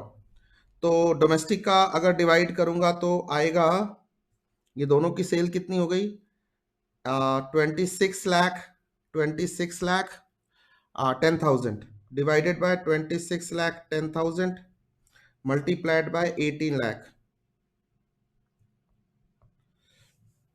तो 1,12,500 divided by 26 lakh 10,000 is equal to this multiplied by 18 lakh is equal to 77586 77586 77586 77586। दूसरे वाले का कैलकुलेट करूंगा तो सिमिलरली यहां पे 18 की जगह आ जाएगा 8,10,000। जस्ट मैं वर्किंग कर रहा हूं, आप तो ऑब्वियसली पूरा डिटेल में बनाओगे, तो मेरे को जरा करने दो। 1,12,500 divided by 2610 into 810 is equal to 34914 34914। तो सर ये बताइए, जोड़ के बताइए दोनों को। तो ये हो गया 7,54,914 और ये हो गया 586, 7 7 4 11 1 और 15,17,586 15,17,586 7,54,914। अब आपका डेटा निकल के सामने आ गया। ये क्या हो गया, cash cost of sales. Now you can calculate debtor 1 month का यहां होगा और 3 मंथ का यहां होगा। क्लियर है क्यों मैंने कैलकुलेट किया, ये सब इसीलिए किया। बाकी इस सवाल के अंदर अब फिनिश गुड स्टॉक निकालना हो तो क्या करोगे, 21,60,000 एक महीने का फिनिश गुड्स स्टॉक। अब सवाल के ऊपर आ जाओ, एक एक करके बताता हूं आपको। ये लो, रेट ऑफ ग्रॉस प्रॉफिट हमारे लिए कोई मतलब नहीं है। अच्छा ध्यान से देखिए सवाल के अंदर लिखा हुआ है इग्नोर WIP एंड डेप्रिसिएशन। वैसे भी इसका डेटा अपने को था ही नहीं, तो ये तो अपने को इग्नोर ही करना था, ठीक है। तो अपने लिए ये रिडंडेंट हो गई, ये लाइन पूरी मिसयूज्ड है, कोई जरूरत नहीं है इसकी। The company keeps 1 month stock of raw material and finished goods each and believes in keeping 2,50,000 available to it including the overdraft limit of 75,000 not yet utilised by the company. अब ये treatment बहुत important है, इसको फिर star लगा लो, revision में काम आएगा। क्या है, ध्यान से सुनो। वैसे मुझे नहीं लगता इसके बाद इसको रिवाइज करने की जरूरत पड़ेगी, कि इस क्वेश्चन को हमने अच्छे से तोड़ दिया है।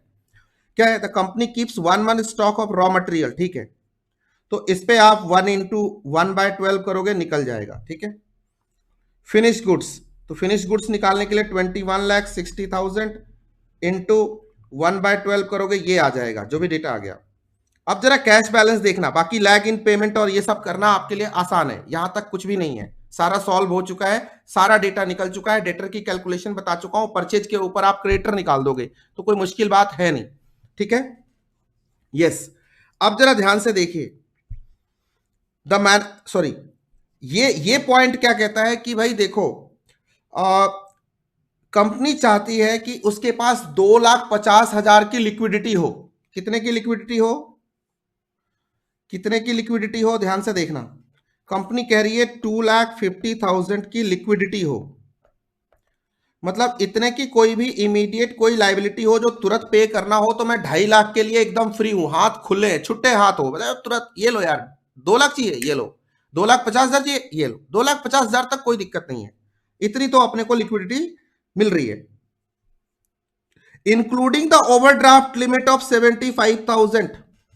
लेकिन देखो क्या है कि हमारे अकाउंट में पे तो हम इतना कर सकते हैं, लेकिन इसमें एक डेटा शामिल है जिसको हम बोलते हैं 75,000 का ओडी लिमिट। अब ओडी लिमिट क्या होती है कि भाई ये तो पैसा मेरे अकाउंट में नहीं है, ये वो पैसा है जो मैं चाहूं तो जब चाहूं बैंक मेरे को इतने की ओडी लिमिट दे रही है। अब लोग क्या करते हैं, प्रोजेक्ट सबमिट करते हैं, बैलेंस शीट और इन्वेंट्री सब जमा करते हैं, अपना टैक्स रिपोर्ट वगैरह करके ना ओडी पास कराते हैं करंट अकाउंट पे, ठीक है। ओवरड्राफ्ट की लिमिट लेते हैं 2 लाख, 3 लाख, 4 लाख, 2 करोड़, 50 करोड़, 100 करोड़, अलग अलग कंपनियां अलग अलग टाइप से लेती हैं, कोई लॉ होगा तो I don't know, to be honest, but depending upon your profile you get OD limit, but OD is not your money, that is not cash in hand, but that is something that you can use as a just like a loan and you will have to pay it back, right? तो क्या हुआ, actual limit, actual cash कितना है आपके पास, actual आपका कितना पैसा है, तो जो आपके पास जो डिजायरेबल कैश बैलेंस है वो कितना है, जो मेंटेन करना है वो कितना है, तो ऑब्वियसली ना माइनस करेंगे, 1,75,000 ही अपना है, बाकी 75,000 चाहे तो हम यूज कर सकते हैं, तो हमें कितना लेना है, 1,75,000, दैट्स इट। इतना सा लॉजिक था, कोई बहुत बड़ा लॉजिक नहीं था, सिंपल था। Management is also of the opinion to make 10% margin for contingencies on company figure, ठीक है, कंटिजेंसी 10%, कोई दिक्कत नहीं है। Estimated working capital structure for the next year आपको प्रिपेयर करना है, तो कर देंगे साहब। और सर ओपनिंग क्लोजिंग हम क्या मानेंगे, इक्वल, तो 0-0, ऐसा 0-0 नहीं, इक्वल इक्वल, ठीक है, तो मतलब 0 इंपैक्ट आएगा उसका, तो वो लेना नहीं अपने को, तो लफड़ा ही खत्म है, तो ये क्वेश्चन सॉल्व हो गया। एक बार इसके सॉल्यूशन को देखें, जितनी वर्किंग करी है क्या उन्होंने भी करी है, हो सकता है सॉल्यूशन करने का तरीका अलग हो आईसीआई का, बट डेटा यही निकल के आएगा, जो हमने तरीके से किया है वो ज्यादा लॉजिकल है। हमने इक्विवेलेंट सेल्स को इक्विवेलेंट करके और उसके बेसिस पे कॉस्ट ऑफ गुड्स को सोल्ड को डिस्ट्रीब्यूट कर दिया, क्योंकि खर्चे का हिसाब तो सबके हिस्से उतना ही जाएगा जो प्रोपोर्शन में उन्होंने एक्चुअली उस सेल्स की वैल्यू निकलती है, और सेलिंग एक्सपेंसेस ओरिजिनल पे एक्चुअल पे होगा, तो यहां थोड़ा सा आपको स्टैंडर्ड एक्चुअल करना था, वो ध्यान रखना था, बाकी सब नॉर्मल था इस सवाल के अंदर, बाकी सब नॉर्मल ऐसे सवाल आप कर चुके हो, दैट्स इट। कित गया भाई,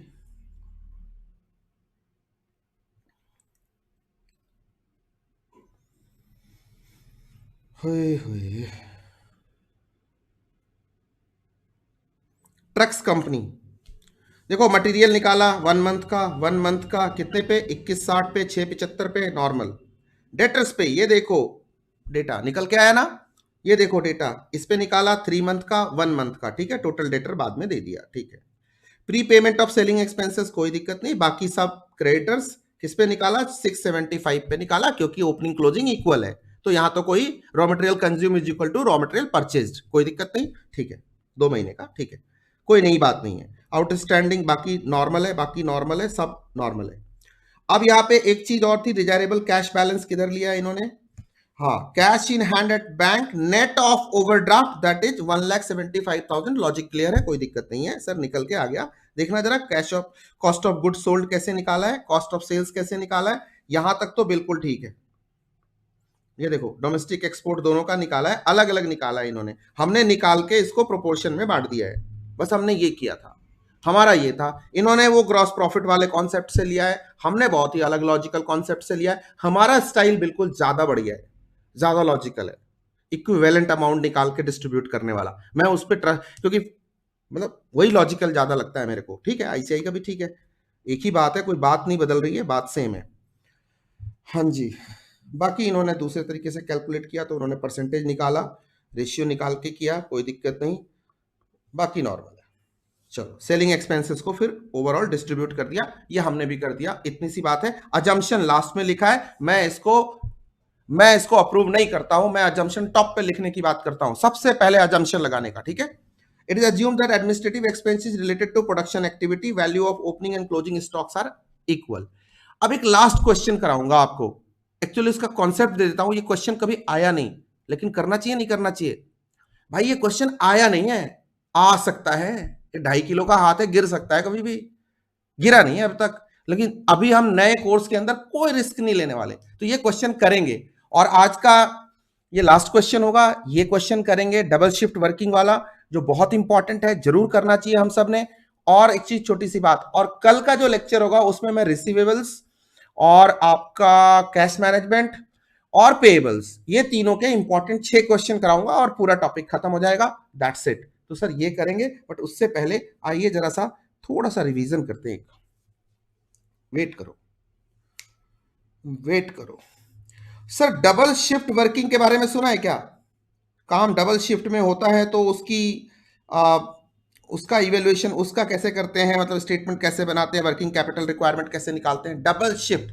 जस्ट इमेजिन, फॉर्मेट बाद में देखना,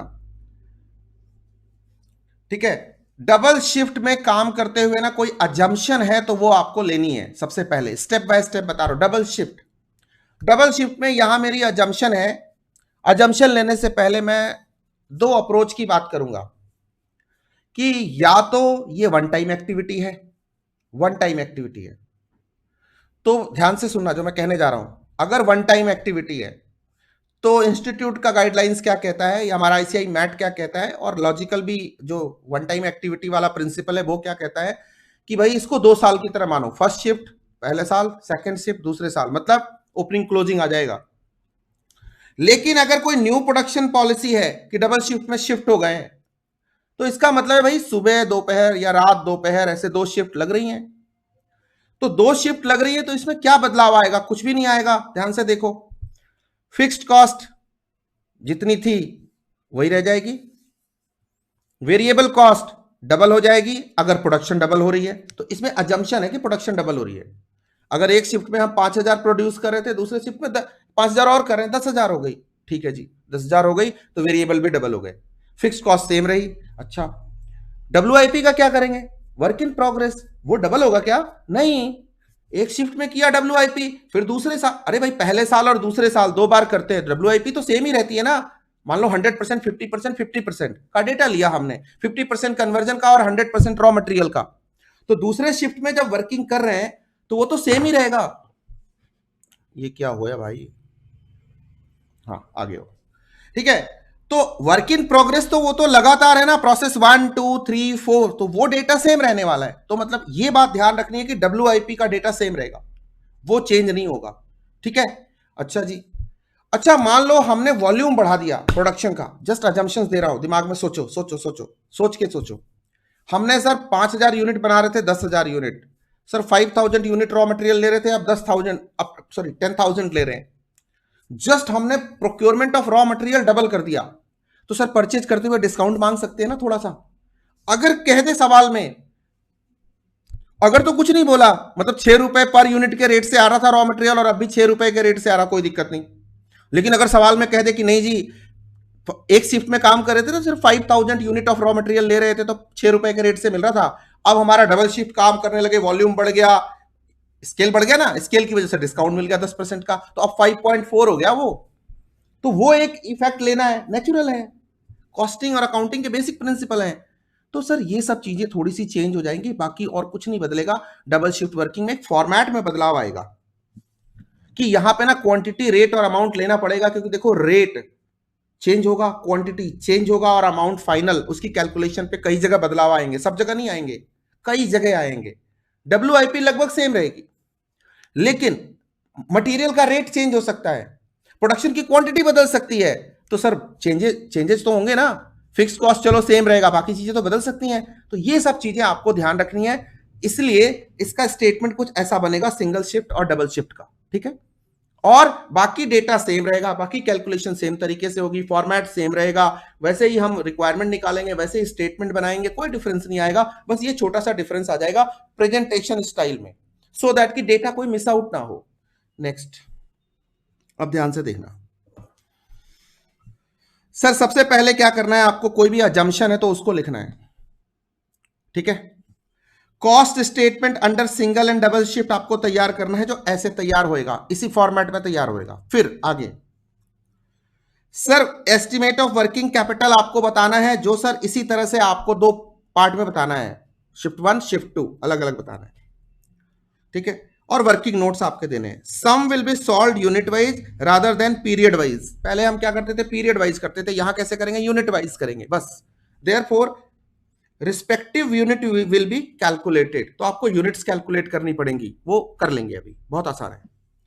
working capital is calculated on cash cost basis, ठीक है। ये पहले ही अजम्पशन में लिख दो, 99% वैसे भी इसी पे करते हैं, आपको डबल शिफ्ट में तो कैश कॉस्ट बेसिस पे ही करना है, क्योंकि फिर डेप्रिसिएशन का लोचा होएगा, वो तो बदलेगा नहीं। Mention that the working capital has been calculated as per new production policy और वन टाइम एक्टिविटी। दोनों में डिफरेंस क्या है, अगर न्यू प्रोडक्शन पॉलिसी है single shift double shift doubling, अगर अगर तो वन टाइम एक्टिविटी है 2 साल की तरह, मतलब समझो ये ईयर 1 और ईयर 2। तो फिर जैसे सवाल किया था अभी पीछे हमने किया था ट्रक्स का, या किसका किया था, नहीं ट्रक्स का नहीं किया था, एमए लिमिटेड का किया था, ठीक वैसा ही हो जाएगा फिर, अल्टीमेटली कहानी वहीं घूम के पहुंच जाएगी। चलो, बट आपसे अगर पूछा भी गया तो न्यू प्रोडक्शन पॉलिसी के हिसाब से पूछा जाएगा, लेकिन सॉल्यूशन आपको दोनों आना चाहिए, ठीक है। Mention that working capital has been calculated, ठीक है। WIP stock in this unit will remain the same as under both the shift. सबसे बड़ा जो इसका पंच लाइन है वो यही है, ठीक है, कि दोनों में डब्ल्यूआईपी सेम रहेगी। Use production capacity while calculating per unit fixed cost expenses, वैसे भी टोटल प्रोडक्शन कैपेसिटी कितना है, फिक्स्ड कॉस्ट तो उतने का ही होगा ना। मान लो मेरा प्लांट है, ऐसा सवाल कर चुके हैं, 12,000 की कैपेसिटी है, तो फिक्स्ड कॉस्ट तो सबका है ना 12,000 यूनिट पे। प्रोडक्शन आप 4,000 करो या 1,500 यूनिट करो, क्या फर्क पड़ता है, या टोटल 12 के 12,000 कर लो, क्या फर्क पड़ता है। For variable production expenses use number of units produced, all production expenses will be calculated on number of unit produced. Take admin expense as part of cash cost of production, क्योंकि ICI ने लिया है, ताकि आपको calculation करनी थोड़ी सी आसान हो जाए, और बाकी सब नॉर्मल है। Effect of double shift working on working capital, activity level will be double, rise due to double shift working and so will be a rise in the working capital requirement. बच्चे को पता है कि sir double shift में काम करेंगे तो working capital double हो जाएगी, पूरी डबल नहीं होएगी, मतलब जो है उससे तो ज्यादा होएगी, बढ़ेगी, ऑब्वियसली बढ़ेगी, सारे नहीं, फिक्स्ड कॉस्ट नहीं बढ़ेंगे, बाकी तो बढ़ेंगे, okay. Double shift may be of 2 type, one time and part of production policy. Cost of work in progress will not change unless the second shift workers are paid at a higher rate, unless until कोई over rate वगैरह कुछ pay कर रहे हो तो। All other items will be doubled with double shift working. Bulk discount अगर है तो वो दिया जाएगा, ये डिपेंड करता है क्वेश्चन टू क्वेश्चन, गिवन है और not. All the fixed cost may not increase with additional shift, सारे फिक्स्ड कॉस्ट एडिशनल शिफ्ट की वजह से नहीं बदलेंगे, ऑलमोस्ट नहीं बदलेंगे आपके सवाल में। अब देखो इसका क्या बोलते हैं, फैक्ट चेक देख लो, नहीं चेकलिस्ट देख लो सो दैट कि आपको अभी सवाल करते हुए कोई दिक्कत ना आए। मैं थोड़ा स्लो करा रहा हूं इसको, जानबूझ के दिमाग में सोचने का वक्त दे रहा हूं। डाउट क्रिएट हो रहा है तो डाउट पूछो, डाउट क्रिएट हो रहा है तो 9958300572 पे उठाओ और टकटक मेरे को भेजो। आओ जी, देखना ध्यान से। Production and sales quantity will be doubled, raw material stock quantity will be doubled provided there is discount or not, तो डिस्काउंट के इफेक्ट को ऐड करना है जो भी है। WIP no change, finish goods stock quantity will be doubled, okay. All fixed cost, no change. All variable cost doubled. Prepaid fixed cost, no change, fixed cost है. Prepaid variable cost doubled. Outstanding fixed cost, no change. Outstanding variable cost doubled. देखो कितना बढ़िया checklist है. Debtor doubled, creditor doubled plus discount effect, क्योंकि purchase पे discount वाला effect आ सकता है. If it has been given, if not there is no change. ठीक है, डन. सवाल करें इस पे. आपके स्टडी मैट का ही सवाल है. एक सेकेंड, मुझे स्टडी मैट पे आने दो. ढूंढने दो भाई सवाल, ढूंढना पड़ेगा. कहाँ था ये सवाल, कितना नंबर था.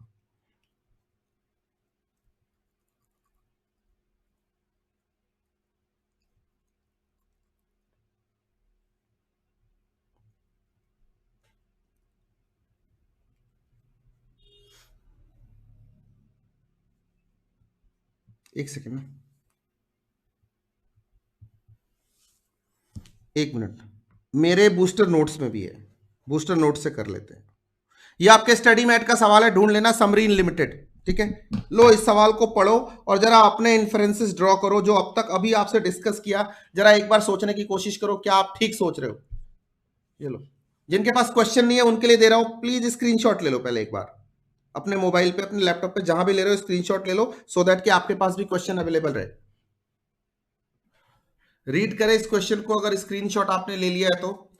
Submarine Enterprises has been operating its manufacturing facility till 31st 3 2022 on a single shift, working with the following cost structure. ठीक है.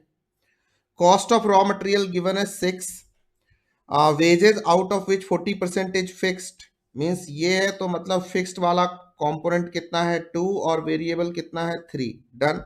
Overhead out of which 80% fixed, तो फिक्स्ड का कंपोनेंट कितना है 80% फिक्स्ड 4. अच्छा, तो 80% fixed and variable is equal to 1. Done. उसके बाद प्रॉफिट है, ठीक है जी. सेलिंग प्राइस 18 है जी. सेल्स का अमाउंट दिया हुआ है 4,32,000. तो मेरे को सेल्स एंड प्रोडक्शन यहां से निकालना पड़ सकता है. तो 4,32,000 divided by 18 is equal to 24,000 units मेरे को पता चला है कि सेल्स है. यहां तक दिक्कत नहीं, नो दिक्कत. अब देखो, stock of raw material at cost 36,000. अगर मेरे से कोई पूछे कि स्टॉक 36,000 है तो कितने यूनिट हैं, तो मैं यहां से रॉ मटेरियल के प्राइस से इसको डिवाइड करूं 36,000 बाय 6, तो 6,000 यूनिट्स. ये मैं निकाल सकता हूं. Work in progress valued at prime cost. Prime cost कितनी होगी 6 and 5 11. ठीक है, हाँ ठीक है. तो ये कितना है 22,000. तो इसका मतलब 2,000 यूनिट हमारी क्या है, 2,000 यूनिट्स हमारी हैं. ये हो गई अपनी WIP.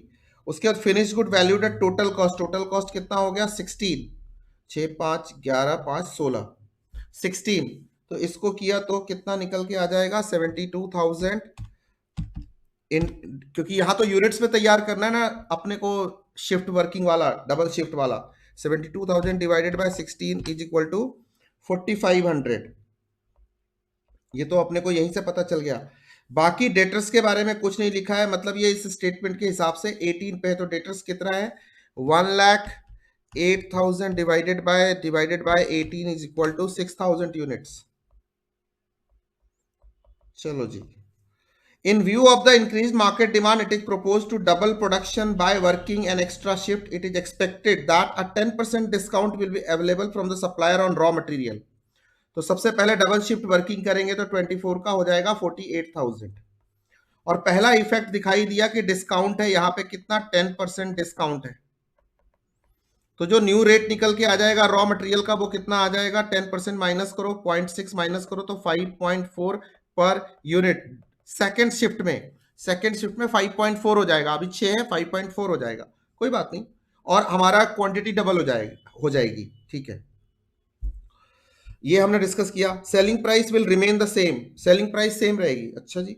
The credit period allowed to the customer will remain on unaltered. Credit period भी अनऑल्टर्ड रहेगी, मतलब वो जो यूनिट था उसी के हिसाब से रहने वाला है, डबल हो जाएगा। क्रेडिट अवेल्ड, हाँ यूनिट डबल हो जाएगा, हाँ सेम रहने का मतलब है 6,000 12,000 हो जाएगा, ठीक है। Credit availed for the supplier will continue to remain at the present level 2 months, अभी 2 मंथ्स का है वो भी रहेगा क्रेडिटर का, सप्लायर क्रेडिटर्स 2 मंथ्स के रहेंगे, ठीक है। Lag in payment of wages and expenses will continue to remain half a month, wages and expenses other expenses will remain half month credit पे, तो वो भी कोई दिक्कत नहीं है, ये सब तो आसान चीजें, क्लियर है। You are required to prepare an additional working capital requirement is the policy to increase output is implemented. Sir policy है तो क्या करेंगे, डबल शिफ्ट की तरह ट्रीट करेंगे, तो कैसे बनाएंगे, सबसे पहले अपने को क्या बनाना चाहिए, अपने को कॉस्ट स्टेटमेंट बनानी चाहिए इसकी, कि रॉ मटेरियल और कितना प्रोड्यूस कर रहे हैं, किस रेट पे प्रोड्यूस कर रहे हैं, इसका प्राइम कॉस्ट क्या आ रहा है, उसके बाद टोटल कॉस्ट क्या आ रही है, किस तरह से ब्रेकअप आ रहा है, और फिर उसके बाद इनको हमको वर्किंग कैपिटल रिक्वायरमेंट पे लेके जाना चाहिए। आइडियली मैं एक स्टेटमेंट बनाता हूं, उससे ना आपको थोड़ी सी पिक्चर क्लियर हो जाएगी। तो जैसा मैंने बताया था कि यहाँ पे 24,000 यूनिट्स होंगे और यहाँ पे क्या होगा 48,000 यूनिट्स होंगे। स्टेटमेंट ऑफ कॉस्ट बना रहा हूं, ठीक है, यूनिट हो गया। यहां पे हम ले लेते हैं रेट और यहां पे ले लेते हैं अमाउंट, यहां पे ले लेते हैं रेट और यहां ले लेते हैं अमाउंट, ठीक है। थोड़ा समय कम है लेकिन कोई नहीं, करते हैं इसको, कुछ चीजें तो करनी चाहिए यार, करने से होता है, ये बाबा रामदेव कहते हैं। तो मित्रों शुरू करें। तो सबसे पहले रॉ मटेरियल बताओ मेरे को, आपको पता है रेट क्या है, 6 का है, क्वांटिटी कितनी है 24,000 यूनिट्स की है, सो 6 इंटू 24,000 यूनिट्स 1,44,000। यहाँ क्वांटिटी डबल हो जाएगी, रेट क्या हो जाएगा 10% कम, तो 5.4, दिस इज वेरी इंपॉर्टेंट। तो सर अभी कैसा हो गया 5.4, तो अमाउंट कितना हो जाएगा 5.4 इंटू 48,000, देखना कैसे स्टेटमेंट बदल रहा है। तो सर 2,59,200, ठीक है, स्टेटमेंट चेंज हो रहा है। रॉ मटेरियल के बाद क्या है, रॉ मटेरियल के बाद क्या है, वेजेज, शायद wages, out of which 40% is fixed, interesting है, वेजेज वेरिएबल फिक्स्ड, तो हमने ब्रेकअप किया था इसका, फिक्स्ड इज 2, वेरिएबल इज 3, 3 2, यही है ना 3 एंड 2, तो 24 3 जा 72 72 एंड 24 2 जा 48, ठीक है। तो ये वाला ध्यान से सुनना, ये जो फिक्स्ड कॉस्ट है ये 48,000 यहां रहेगा, डन, और 48,000 यूनिट्स हो गए, तो यहां रेट क्या हो गया 1, यस और नो, बस ये यही वर्किंग आपको दिखानी थी, यही करनी है।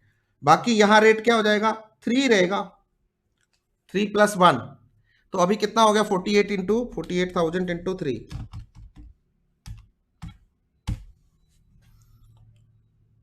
तो 1,00,000, एक मिनट सही कैलकुलेट किया क्या, 1,44,000, ठीक है। ये देखो, अब अगर मैं आपसे पूछता हूं WIP की स्टॉक, WIP निकालना हो, वर्क इन प्रोग्रेस का स्टॉक निकालना हो, किस पे निकालोगे आप, देखना 9.4 पे निकालोगे आप, पक्का ना, हाँ चलो। अब क्या है तीसरा आइटम, क्या है ओवरहेड,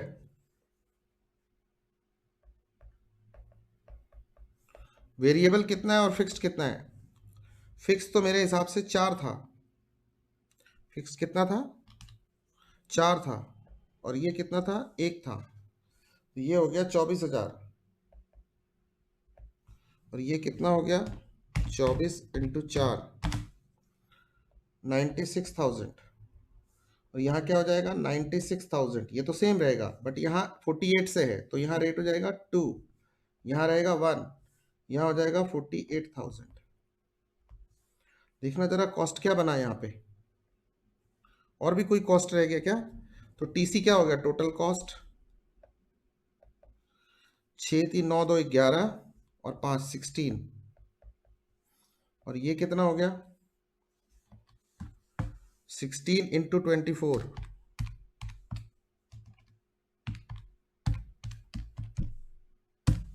इज इक्वल टू नहीं 3,84,000, और ये कितना हो गया देखना यार, 5 3 8 9 10 12 12.4 घट गया क्या, और ये कितना हो गया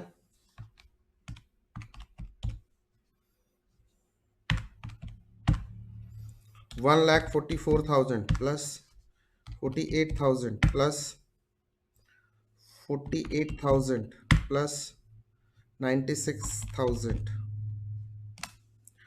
595,200।